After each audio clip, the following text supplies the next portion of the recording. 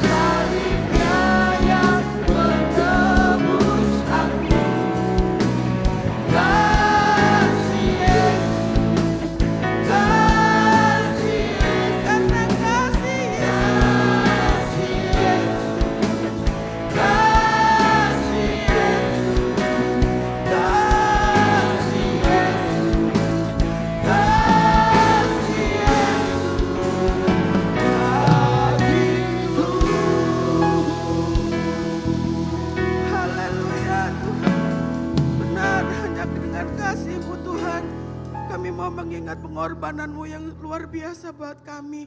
Terima kasih Tuhan. Kami mau bersuka cita, kami mau bersorak-sorai, kami menyerahkan sepenuhnya keberadaan kami dalam tangan kuasa-Mu. Terima kasih Tuhan, bertahtalah atas puji-pujian kami. Terpujilah nama-Mu. Dalam nama Tuhan Yesus Kristus, mari semua yang siap memuji Tuhan katakan amin. Silakan duduk Bapak Ibu Saudara semuanya.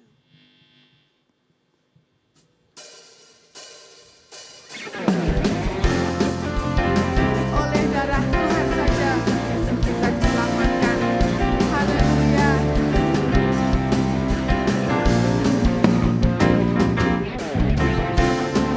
Terang telah tiba, keselamatan dan kuasa, dan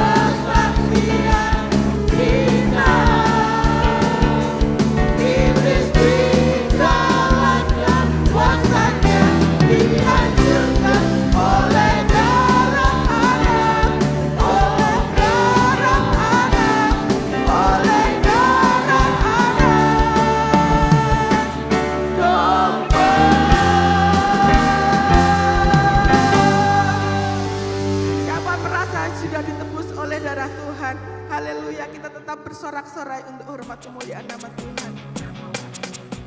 Mari kita bertepuk tangan.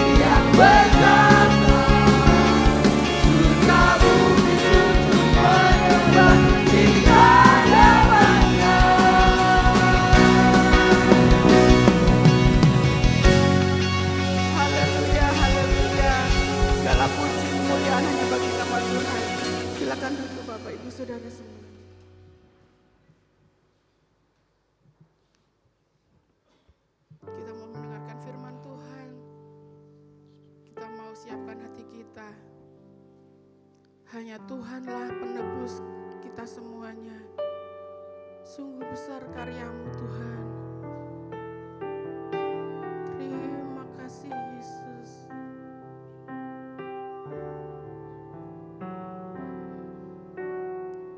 Haleluya Yesus.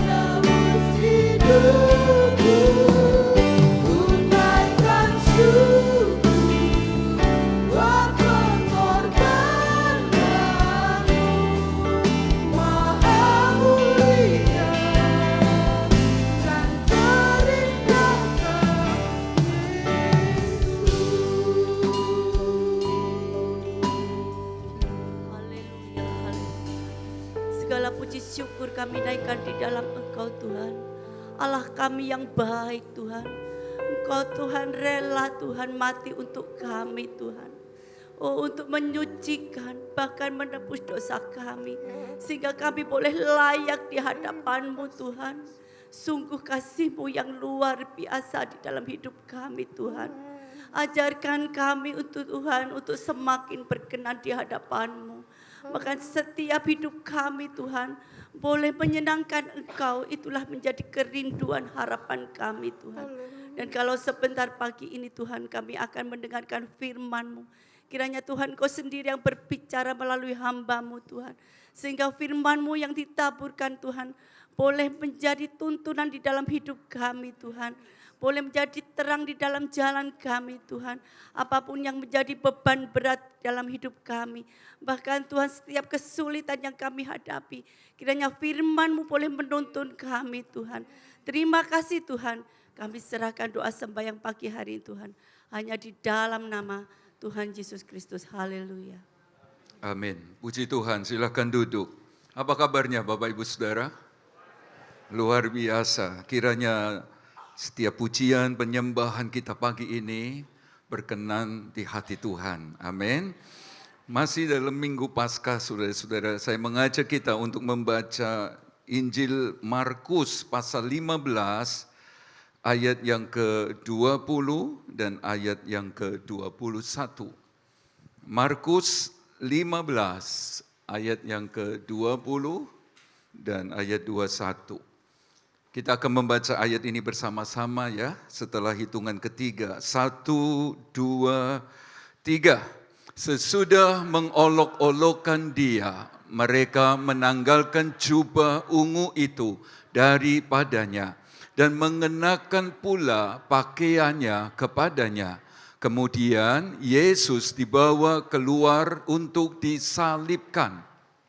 Pada waktu itu lewat seorang yang bernama Simon, orang Kirene, ayah Alexander dan Rufus yang baru datang dari luar kota, dan orang itu mereka paksa untuk memikul salib Yesus. Bapak Ibu Saudara, kisah yang sering kita dengar, tapi saya percaya selalu baru untuk kita semua. Nah, kita membaca tentang bagaimana Yesus sedang menjalani prosesi penyaliban yang tidak berkemanusiaan, yang sangat mengerikan. Sering kita mendengar firman Tuhan bahwa dia diperlakukan semau-maunya, dia berdarah-darah. Dan saudara-saudara, saya bisa mengerti kenapa harus ada orang yang dipaksa menggantikan, memikul salib. Sebab percaya bahwa sepanjang malam dia tidak tidur, saudara-saudara. Dia berhadapan dengan pengadilan, belum lagi dia disesal, dia dipukul, dia dicambuk, dia dilukai, dia berdarah-darah, dia diludahi. Jadi saya percaya dia sudah kehabisan tenaga sebagai manusia 100%. Jadi saudara-saudara, dia perlu pengganti untuk meneruskan perjalanan salib menuju Golgota itu. Dan kita membaca saudara-saudara, seorang dari jauh, seorang dari Kirene namanya Simon. Menurut catatan, Kirene ada di Afrika Utara, di Libya. Dan saya percaya saudara-saudara, dia bersama keluarga. Sebab mereka pergi dari Libya ke Yerusalem untuk mengadakan Paskah. Sementara aturan Paskah adalah kepala keluarga, saudara-saudara, menyanyikan sebuah pujian. Lalu dia bagikan roti, dia bagikan anggur kepada anggota keluarganya. Dan saudara-saudara, Simon dari Kirene ini dipaksa untuk meneruskan memikul salib dari Yesus. Yang saya mau sampaikan adalah tidak ada yang kebetulan bagi Tuhan. Bisa berkata amin? Tidak ada kebetulan dalam kamus kekristenan kita. Apa yang terjadi dalam hidup Bapak, Ibu, Saudara, dan saya bahkan. Semua seizin, semua sepengetahuannya Allah kita. Saudara-saudara, memang terkesan dia dipaksa. Dan seringkali Bapak, Ibu, Saudara, dan saya pun sepertinya dipaksa oleh keadaan. Tentu oleh Allah lewat pengalaman-pengalaman hidup yang sulit untuk saya dan Bapak, Ibu, Saudara mengerti. Bisa jadi saudara-saudara Simon berteriak, kenapa ini terjadi? Mungkin saudara-saudara dia merasa, Tuhan, kami datang dari jauh-jauh untuk merayakan Paskah. Saya percaya dia sudah keluarkan uang banyak saudara-saudara untuk sebut saja di zaman sekarang untuk ziarah ke Tanah Suci. Bersama istri dan 2 orang anaknya. Berapa banyak uang dikeluarkan untuk mengadakan Paskah di Yerusalem. Dan yang terjadi adalah dipaksa untuk memikul salibnya. Tetapi saya sudah katakan bahwa tidak ada yang kebetulan. Simon dari Kirene ada dalam providensianya Allah. Dan kita tahu kata providensia berasal dari kata provide, menyediakan, memelihara, mempersiapkan dan seterusnya. Maka saya mau berkata dia ada dalam providensianya Tuhan, bukan sekedar bahwa Allah itu saudara-saudara yang mengadakan, yang akan menyediakan, bahkan yang memelihara kita hari-hari ke depan. Itu benar. Allah Bapak, Ibu, Saudara, dan saya di dalam Yesus berkata segala sesuatu, segala keperluan Allah mencukupkannya. Bisa berkata amin. Dia tahu keperluan Bapak, Ibu, Saudara, dan saya. Dan dia sanggup memelihara kita. Janji-janjinya bukan hanya berlaku di zaman lalu, tapi juga zaman sekarang dan yang akan datang. Katakan amin. Saya mengerti bahwa keadaan-keadaan ke depan tidak mudah. Kita sudah mulai dihantui dengan ketakutan oleh konten kreator. Saudara-saudara, 2030 adalah tahun yang menakutkan bagi mereka yang santai, yang tidak siap, yang tidak mau belajar dengan AI dan lain.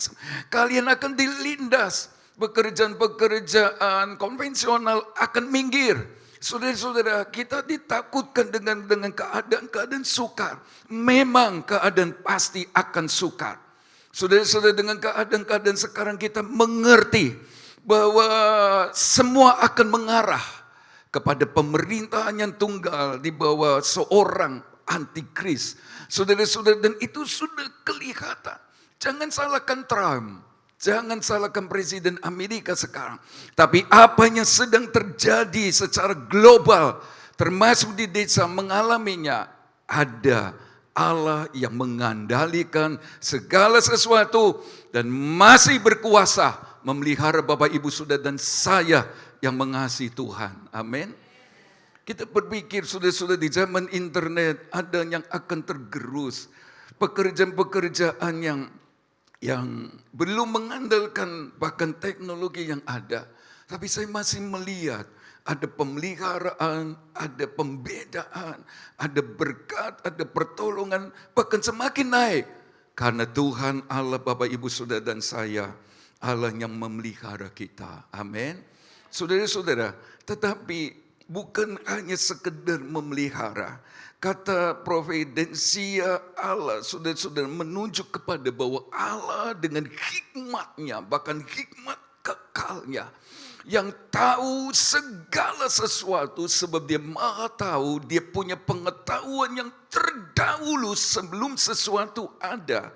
Saudara-saudara, adalah Allah yang menata, Allah yang mengatur, Allah yang mengarahkan sampai ke tujuannya, bahkan tujuan kekalnya. Bisa berkata amin?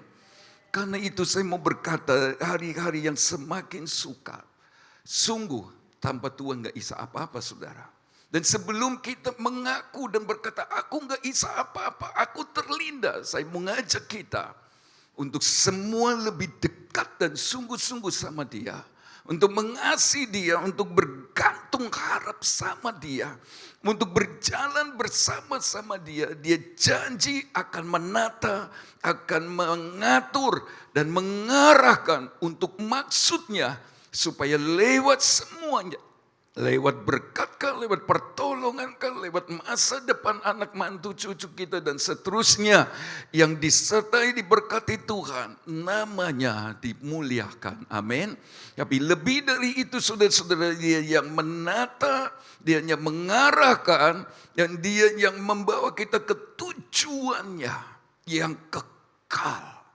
Dan Simon dari Kirene sedang mengalami itu.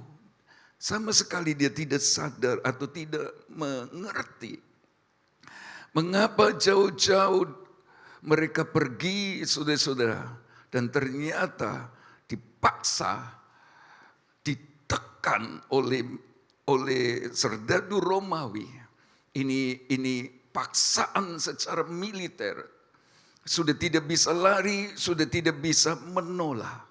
Tapi saya mau berkata, semua dalam pengetahuan, dalam kendali, bahkan dalam arahan Tuhan yang sempurna. Amsal 16 ayat 9 berkata, hati manusia memikir-mikirkan jalannya, tapi Tuhanlah yang menentukan arah langkahnya. Amin. Mau ke kiri, atau mungkin, kiri, sini saudara-saudara, itu kiri saudara. Mau ke kanan dari saudara. Mau kemana ya? Mungkin harus dibawa putar balik dulu, mundur. Atau maju. Tapi untuk sementara waktu Tuhan sebenarnya tahan untuk berhenti. Yang saya percaya adalah Tuhan yang menentukan arah langkah kita. Amin. Saudara, Daud pun demikian. Tuhan yang menentukan arahnya. Lewat berhadapan dengan Goliat. Lalu kemudian sudah di jalan ke kanan, di satu tempat, lalu pergi ke kiri. Tapi semuanya seperti yang firman Allah katakan dalam 1 Samuel 10, semuanya terjadi.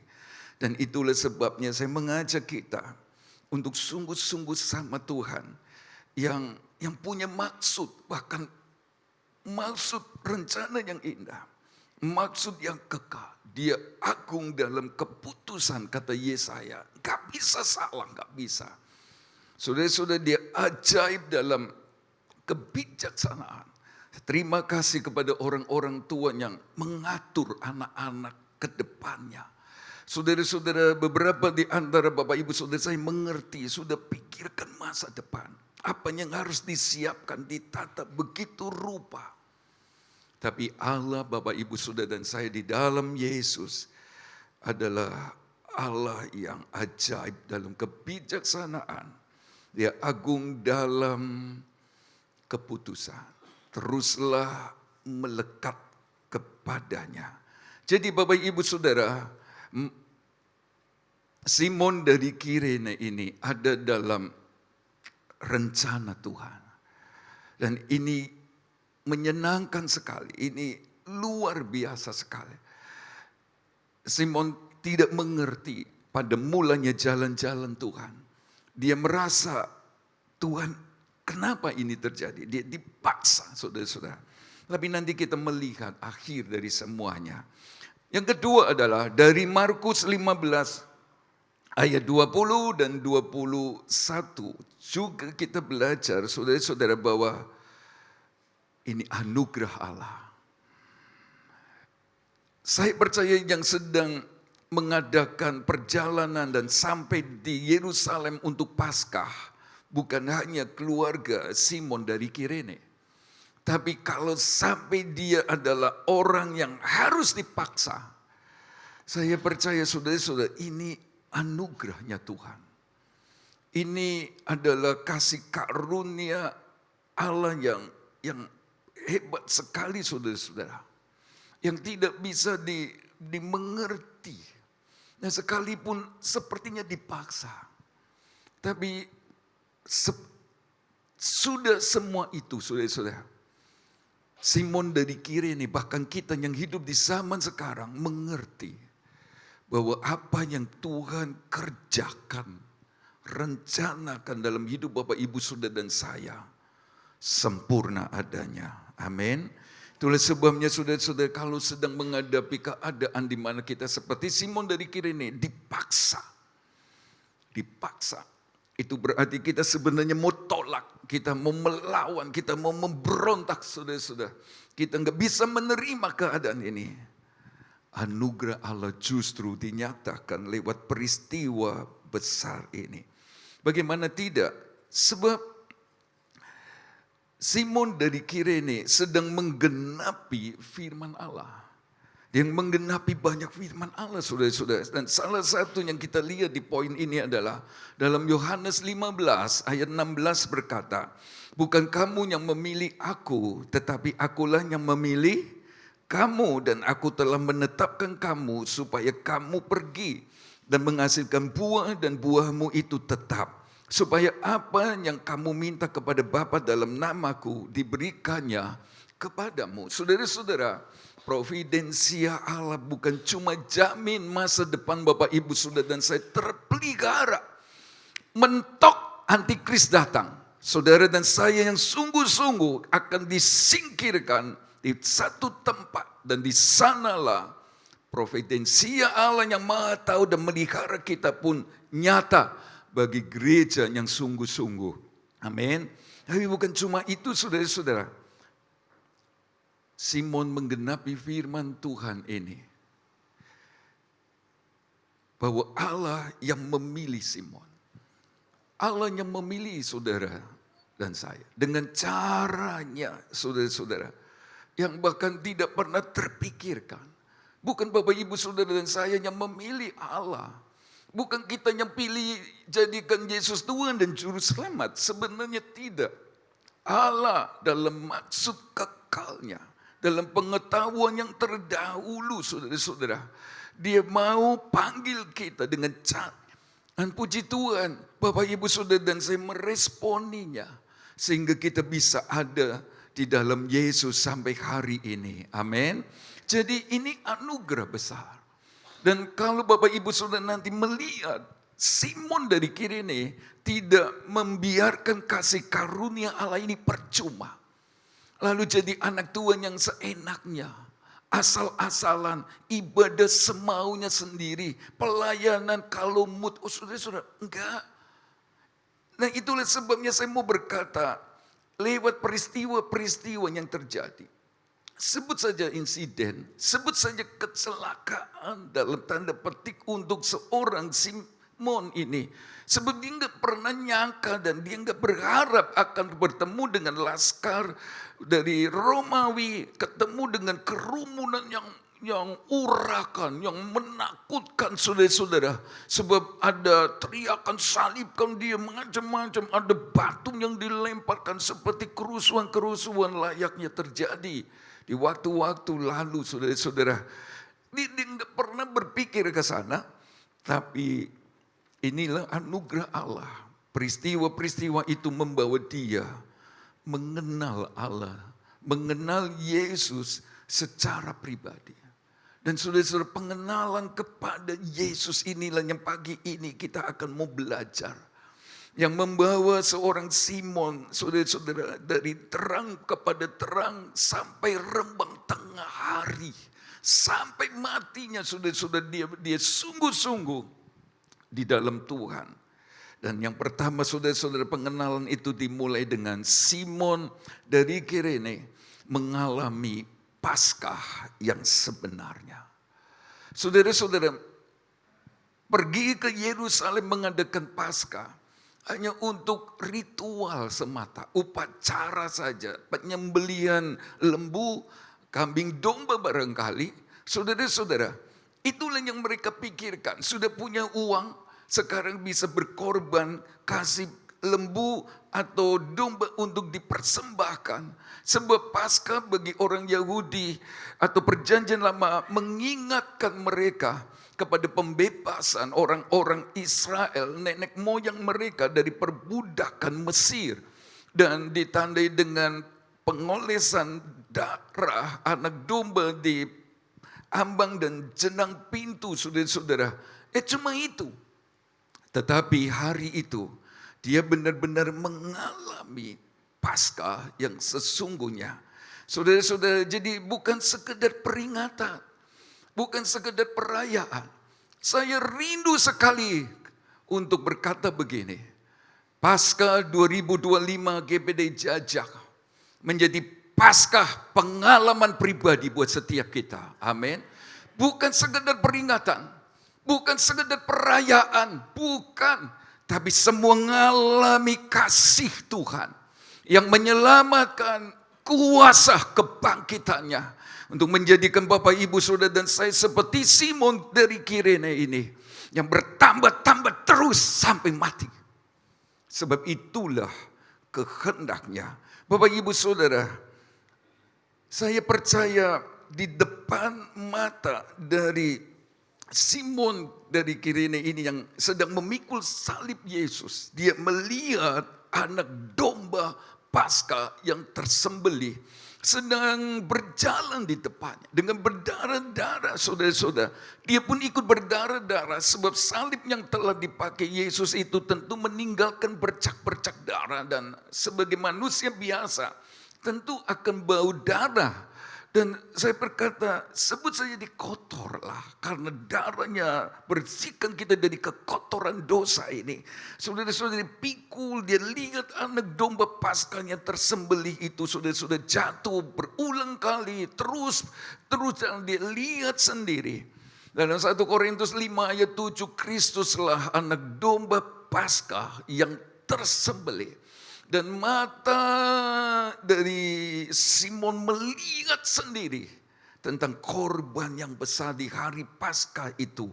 Saudara-saudara, Yesaya 53 ayat 7 mencatat dia dianiaya, tapi dia membiarkan diri ditindas dan tidak membuka mulutnya seperti anak domba yang dibawa ke pembantaian. Seperti induk domba yang keluh di depan orang-orang yang menggunting bulu dombanya. Semua terjadi di depan mata Simon. Saudara-saudara, saya percaya bukan cuma mengalami Paskah, Yesus mati untuk menebus dosanya, tapi dia juga melihat perilaku, dia melihat kehidupan anak domba Allah yang sedang berjalan di depannya. Dia seperti anak domba yang keluh. Saudara-saudara, diam saja, dia apa-apain karena ini kehendak Allah. Diam seperti domba yang sedang digunting bulunya, saudara-saudara, diapa-apain, putar-putar, dihabisin bulunya, tidak membantah, tidak keluarkan perkataan. Saudara-saudara, dia taat begitu, dia tidak melawan, dia tidak memberontak, apalagi kayak Yudas mengkhianati. Tidak, saudara-saudara, ya seperti domba yang diam saja. Dan itulah yang kemudian menjadi sifat dari anak Yesus ini yang namanya Simon. Dia mengalami sendiri, Bapak Ibu Saudara. Saya rindu di Paskah ini kita mengalami sendiri kasih Yesus yang besar. Kasih itu memenuhi kita kembali. Dan waktu akan bicara. Sebab waktu akan menunjukkan benarkah kasih Yesus di Golgota, di Paskah itu nyata dalam kita. Kita akan lihat hari-hari ke depan. Dan saya berharap biar ini terjadi bagi kita semua. Domba Paskah itu ada di depan mata. Dia mengalami sendiri, dia mengenal persis, saudara-saudara, betapa hancur tubuh Yesus. Dia luka begitu rupa, saudara-saudara. Belum lagi dilempar, diludah, ditendang, semua terjadi di depan mata. Sudah bisa membayangkan kalau ada di sana. Bisa jadi kita yang bicara dan teriak Yesus, Yesus, salibkan saja dia. Tapi Simon lihat betapa menderitanya dia. Ya Allah yang Maha Suci, saudara-saudara. Tapi dia mau menjadi manusia, dijadikan dosa. Dia nggak kenal, salah pun tidak. Jadikan dosa karena kita. Dan dia dideritakan begitu rupa. Dan dia mulai mengenal bahwa tidak murah harga penebusan nyawanya. Gak ada yang bisa menggantikannya. Bahkan nyawa kita gak bisa. Perbuatan baik kita gak bisa. Dan Simon dari Kirene yang mengenal pribadi ini, saudara-saudara, luar biasa. Mengenal dengan baik. Sekarang pakai kata eido. Mengenal secara pribadi. Mari kita melihat yang kedua. Simon Kirene melihat langsung terjadinya pertobatan dan KKR besar-besaran. Saudara-saudara, setelah sampai di bukit itu, Yesus tergantung di kayu salib dan dia mati di sana. Dan karena matinya demikian, Lukas 23 ayat 47-48 berkata, kepala pasukan berkata, benar dia Allah. Ini kebangunan rohani. Ini bukan sekedar kebaktian, kebangunan rohani yang lompat-lompat. Tapi pulang dari ibadah, merusak lagi. Gak karuan lagi. Berontak lagi. Oh tidak, ini kebangunan rohani yang sesungguhnya. Bahkan tidak ada kebaktian waktu itu. Tapi mereka berkata, sungguh dia anak Allah. Dan orang ini adalah salah satu atau beberapa orang yang ikut menjadi anggota gereja mula-mula. Saudara-saudara yang Tuhan kasih, bukan cuma itu, orang-orang yang melihat dari jauh pulang sambil pukul-pukul. Mereka mau berkata kami yang salah, dia yang benar. Itulah kebangunan rohani yang besar. Waktu mereka teriak-teriak dan pukul-pukul dan mereka mau berkata, apa yang saya lakukan selama ini, simpan kebencian kepada Yesus, cari salah dia, putar balikan watak, memfitnah dia. Saudara-saudara, dia mau berkata salah semuanya. Saya mau bilang, fitnah, benci, pahit, saudara-saudara, yang ada pada saudara dan saya salah menurut firman. Dan mereka berkata kami yang salah. Selama ini saya cari-cari salah Yesus. Selama ini saya benci dia. Selama ini pikiran saya jahat. Omongan saya jahat. Hati saya jahat. Kepengen bunuh, pengen habisi dia. Semua jahat. Selama ini dia salah. Ini kebangunan rohani besar terjadi. Saudara, mereka berkata salibkan Yesus, salah. Pakukan dia, salah. Jadikan dia tontonan banyak orang, salah. Dipermalukan. Telanjang, orang-orang pada nyinyir, salah. Kalau saja di Paskah 2025, apalagi di retret, pulang dari retret, lalu kita sadar bahwa benci salah, musuhan salah, lalu apalagi mempermalukan Yesus salah, bikin Yesus nyinyir, dinyinyir orang salah. Itulah kebangunan rohani yang benar. Bisa berkata amin? Dan saya rindu ini terjadi. Salah. Saya tidak berharap ada kebaktian kebangunan rohani yang cuma sementara, cuma bikin nangis tok. Tapi saya rindu kebangunan rohani yang sesungguhnya, yang mengubahkan setiap orang. Istri jadi sayang, tunduk, hormat kepada suami. Suami sayang sepenuh kepada istri. Anak hormat sama orang tua. Orang tua mengerti anak dan seterusnya. Itulah kebangunan rohani yang sesungguhnya. Bisa berkata amin. Bapak ibu saudara yang dikasihi Tuhan. Jadi Simon dari Kirene melihat langsung terjadinya pertobatan. Dan kebangunan rohani yang besar terjadi. Saudara-saudara, bukan soal mereka hormat sama firman Allah atau tidak. Apalagi ya sama firman-Nya. Lihat saja begitu saudara-saudara disalibkan, mereka sadar salah. Salah dia yang benar. Dan saudara-saudara, kalau mereka kemudian menggabungkan diri dengan jemaat gereja mula-mula di Kisah Para Rasul, Paskah sesungguhnya terjadi saat itu. Yang ketiga, Simon dari Kirene melihat langsung murtad. Kekejaman para murid yang sulit dimengerti. Bahkan hatinya dikeraskan seperti Malkus. Simon, ya untunglah dari awal dia sudah mulai mengenal anak domba Paskah yang sesungguhnya. Untung dia masih melihat kebangunan rohani besar terjadi.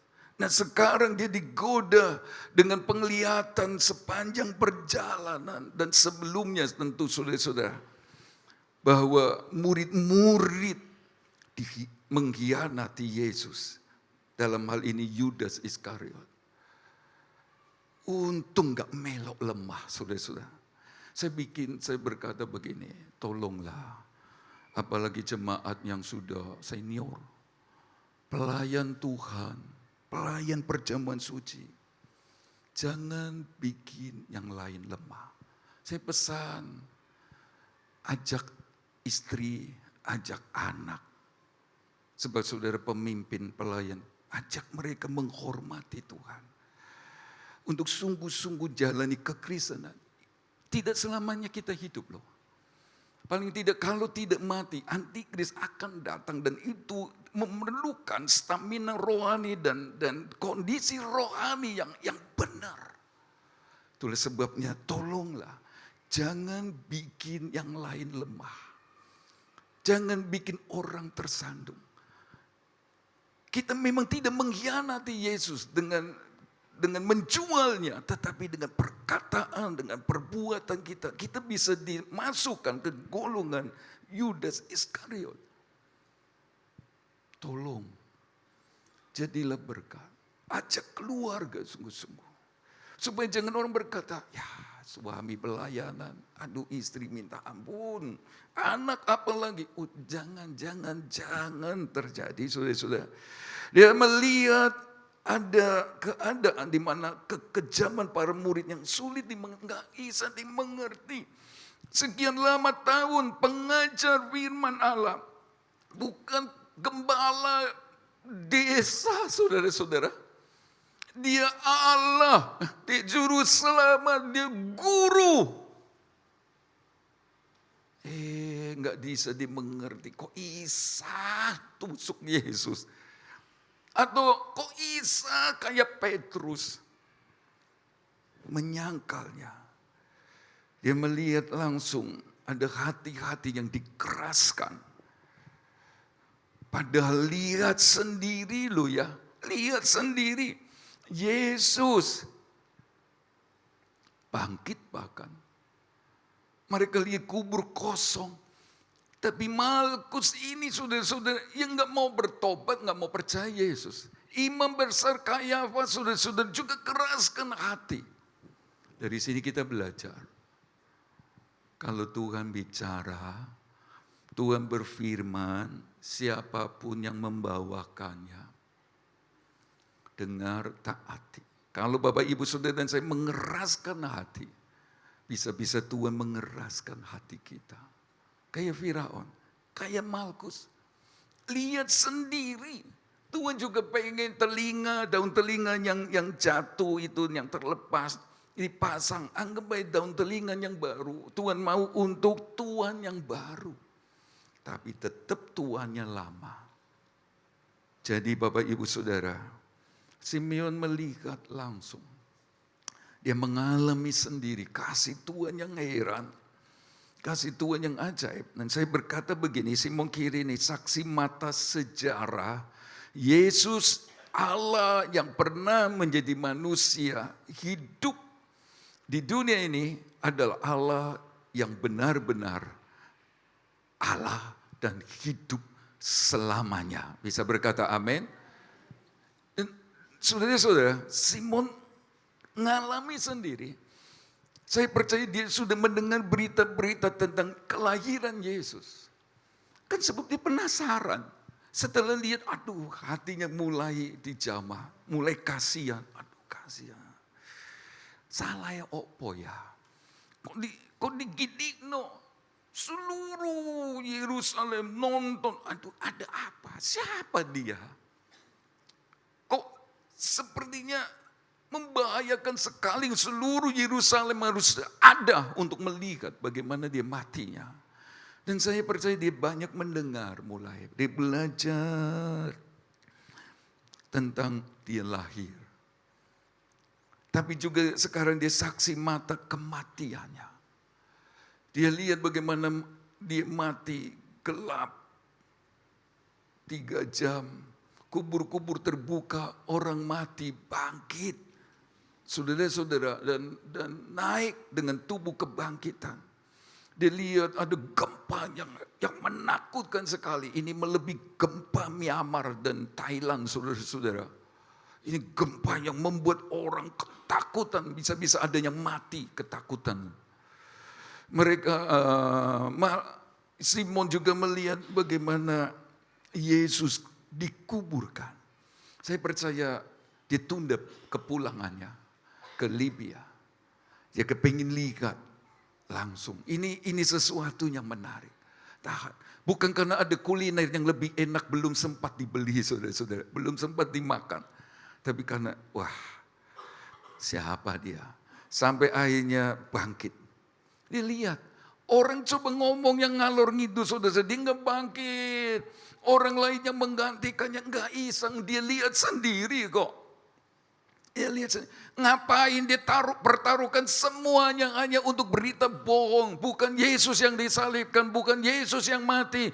Kubur kosong karena mayatnya dicuri orang. Untuk apa dia nantinya dia menjadi seorang yang sungguh-sungguh cinta Tuhan. Dia saksi mata dari penguburannya. Dia tahu kuburannya, saudara-saudara, dia tunggu pasti. Lalu dia tahu juga kebangkitannya. Dia melihat salah satu dari 500 orang yang melihat kenaikannya. Dia lihat di sana. Dia juga adalah orang yang mendengar perjanjian bahwa dia akan datang kembali. Bukan cuma di situ. Pesan Yesus sampai ke telinganya. Jangan tinggalkan Yerusalem. Nantikan di kamar loteng Yerusalem sampai kalian dipenuhi, diperlengkapi dengan kuasa dari tempat tinggi namanya Pentakosta. Dia ada di sana. Dan itu terbukti di Kisah Para Rasul 2 ayat 6. Waktu orang-orang penuh dengan Roh Kudus, saudara-saudara, ada yang berkata-kata dalam bahasa Kirene. Kenapa orang bisa tahu nelayan-nelayan ini atau orang-orang berkata ini bahasa Kirene? Sebab pasti salah satunya adalah Simon. Dia mengenal Tuhannya dengan benar. Saya percaya saudara-saudara dia menangis, menyesal, sudah bersungut-sungut.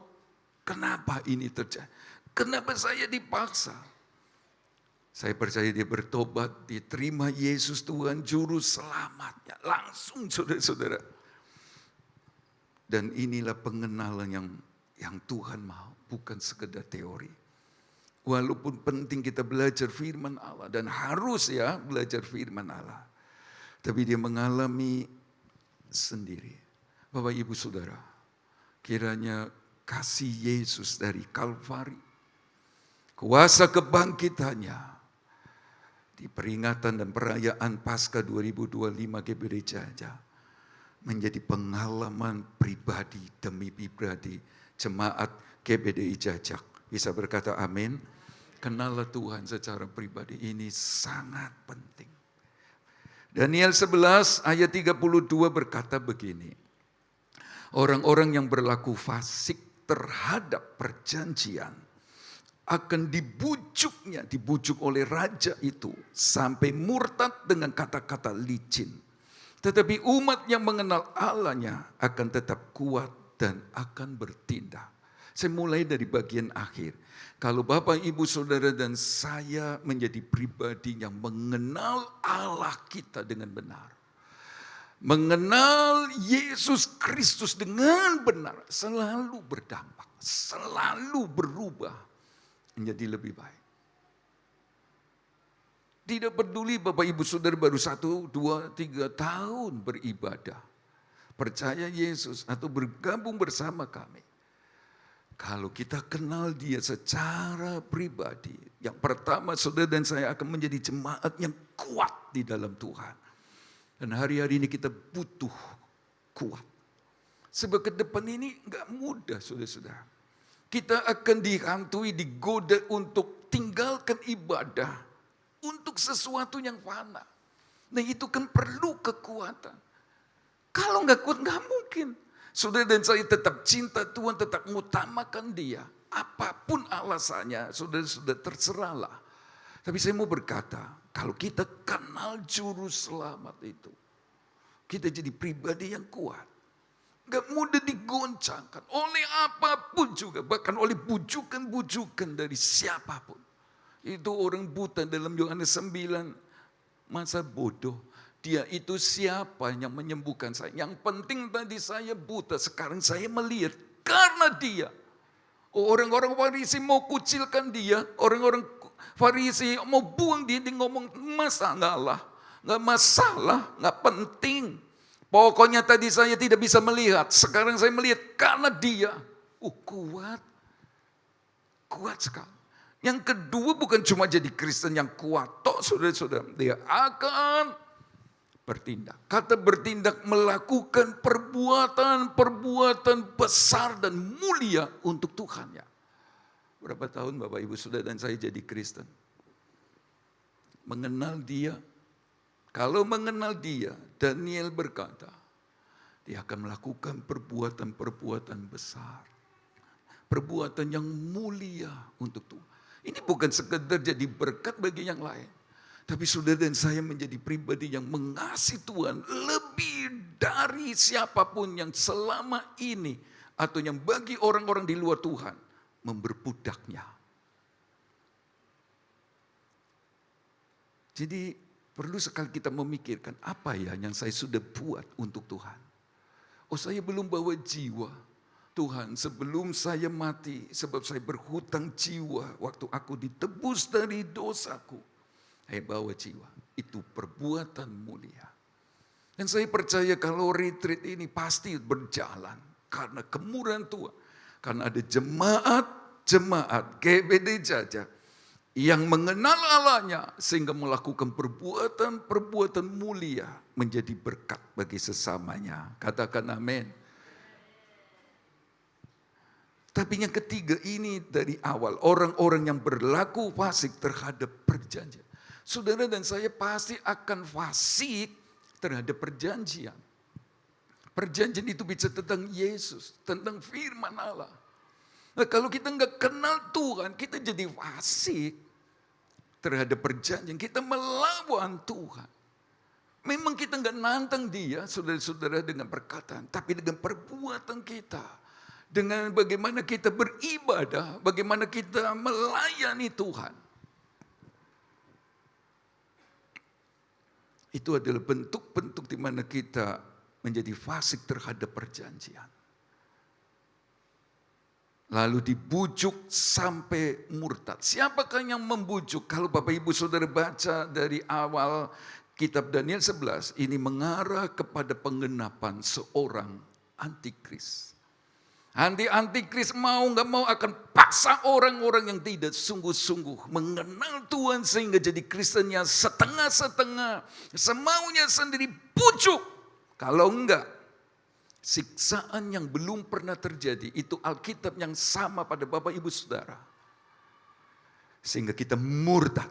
Jadi di akhir zaman ini akan ada tanda besar, sedikitnya 2 tanda besar dalam gereja sebelum Yesus datang kembali. Yang satu adalah kebangunan rohani besar-besaran, di mana jiwa-jiwa yang tadinya di luar Tuhan akan masuk iman. Dan ini menjadi persembahan yang harum, yang menyemarakan rumah Allah, kata Nabi Yesaya. Dan saya akan berkata, orang-orang yang lama akan berkata, aduh, firman genap. Yang terdahulu menjadi terkemudian, yang terkemudian menjadi terdahulu. Itulah sebabnya nggak usah bangga sekarang kalau jadi Kristen yang sepertinya bagaimana ya. Kristen itu rendah hati, saudara. Tenang aja. Ya rendah hati, dia tenang. Dia nggak sok rohani lah. Biasa. Sebab belum selesai ini. Dan kebangunan rohani yang besar terjadi tanda awal pertama. Tanda pertama dalam gereja waktu Tuhan datang, mau datang. Tanda besar dalam gereja yang kedua adalah harus terjadi murtad. Harus. 2 Tesalonika 2 mencatat itu. Harus terjadi murtad. Apa artinya? Oh Tuhan, jauhkan dari kita. Jadi dalam suatu gereja, sebuah gereja, pasti ada yang tinggalkan Yesus. Itu murtad. Tapi kiranya Bapak, Ibu, Saudara dan saya terlindungi dengan aman, setia sampai akhir. Amin. Itulah sebabnya mari kenal Tuhan, Bapak, Ibu, Saudara. Kenallah Tuhan dengan sungguh-sungguh. Kita bukan saja menghormati Dia di ibadah dengan pelayanan. Nanti kita akan membaca Kisah Para Rasul 13 ayat 1 sampai 3. Saudara-saudara, Simon yang dikenal sebagai Simeon di ayat itu, saudara-saudara, dia kemudian menjadi tokoh dalam gereja. Dan ternyata sekalipun kita ngerti bahwa Rasul Paulus adalah rasul yang besar, saudara-saudara. Kisah Para Rasul 13 ayat 1 ya, betul. Saudara-saudara, sampai 3, kita melihat bahwa Paulus hamba Tuhan besar itu diutus oleh tokoh gereja. Salah satunya adalah Simon dari Kirene ini. Orang Niger ini. Saudara-saudara, itu kan menunjukkan bahwa rohani dari Simon ini sungguh-sungguh. Tambah naik. Sampai Paulus harus mengakui, saudara-saudara, bahwa dia pernah diutus oleh seorang hamba Tuhan namanya Simon. Roma 16 ayat 13 berkata, salam kepada Rufus. Tadi Markus 15 ayat 21 ada nama Rufus, salah seorang anak dari Simon dari Kirene. Orang pilihan. Anaknya jadi berkat. Luar biasa. Itulah yang saya rindukan. Anak saya, menantu saya, cucu saya. Demikian juga Bapak Ibu Saudara punya anak, mantu, cucu. Jadi orang yang berguna untuk Tuhan. Orang pilihan. Orang yang dipakai Tuhan. Apalagi di akhir zaman. Anak-anak yang menjadi berkat. Dalam Tuhan. Dan salam kepada siapa? Ibunya. Ibunya berarti nyonya Simon dari kiri. Yang bagiku adalah juga ibu.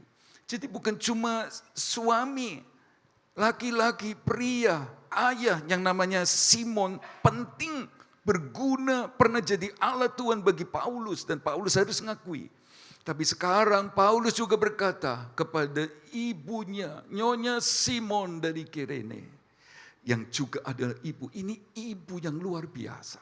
Ibu yang rohani, ibu yang jadi berkat. Saya percaya dia jadi berkat, dia bisa pimpin anak-anaknya, dia jadi istri yang tunduk sama suaminya. Saudara-saudara, bahkan Paulus pun berkata, jadi ibu saya. Nah, kalau enggak hidupnya enggak beres, mana mau disebut nyonya Simon dari Kirene ibunya. Apalagi bukan ibu kandung. Dari sini kita belajar, yuk kita kenal Tuhan. Supaya jangan sampai kita dibujuk antikris, nah itu judul khotbah pagi ini. Supaya jangan sampai kita tertinggal, jangan sampai kita tidak menjadi gereja yang sempurna. Apapun yang Bapak, Ibu, Saudara dan saya sedang alami sekarang, percayalah Tuhan tahu Dan Tuhan punya rencana yang kekal di hari-hari ke depan. Amin. Mau mengenal Tuhan, Tuhan melupakan yang sudah. Tapi mulai sekarang, bangkit, jadi terang. Nama Tuhan Yesus dimuliakan.